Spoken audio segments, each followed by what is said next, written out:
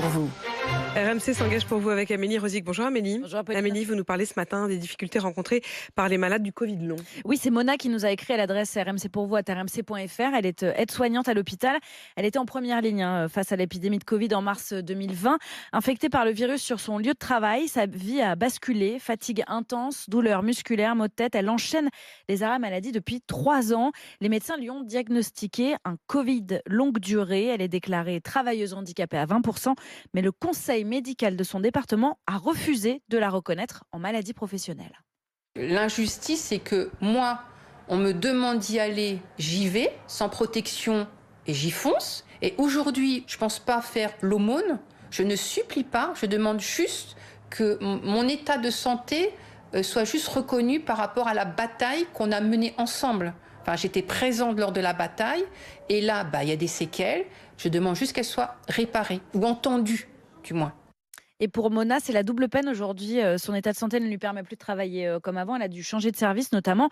Mais en plus, son employeur lui réclame aujourd'hui 4 500 €. Vous allez comprendre pourquoi. Lorsqu'un agent est en arrêt pour maladie professionnelle, il touche 100% de son salaire. Mais lorsque c'est un arrêt pour maladie simple, il ne reçoit que la moitié. L'hôpital de Pontoise lui demande donc aujourd'hui de rembourser le trop perçu à hauteur de 4 500 €. C'est assez invraisemblable, Amélie. Que répond l'hôpital?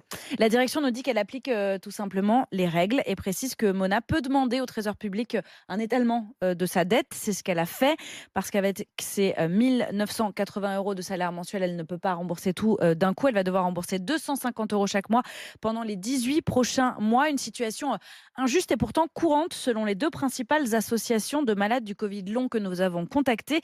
Le Covid peut effectivement être reconnu comme une maladie professionnelle depuis un décret de septembre 2020, mais il n'existe toujours pas de case à proprement parler pour le Covid long. Pourtant, le gouvernement estime quand même qu'il y a plus de 2 millions de personnes qui seraient atteintes en France, dont de très nombreux soignants évidemment. Et le ministère de la Santé annonce pourtant travailler sur cette question, Amélie. Oui, absolument. Mais pour les patients comme Mona, vous l'avez compris, en fait, ça ne va pas suffisamment vite.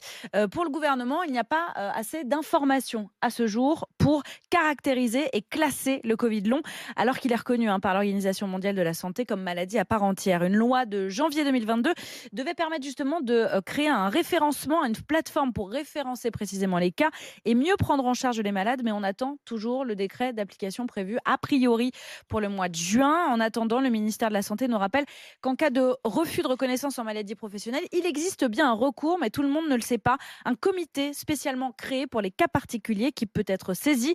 C'est ce qu'a fait la porte-parole de l'association Covid Long France, avec qui nous avons discuté. Après 2 refus, elle a saisi ce comité et elle a fini par être reconnue en maladie professionnelle 6 mois plus tard. On verra si ça fonctionne pour Mona et évidemment, on continuera de l'accompagner dans ses démarches. Merci Amélie. Et pour contacter Amélie et son équipe, vous connaissez le chemin, rmcpourvous@rmc.fr.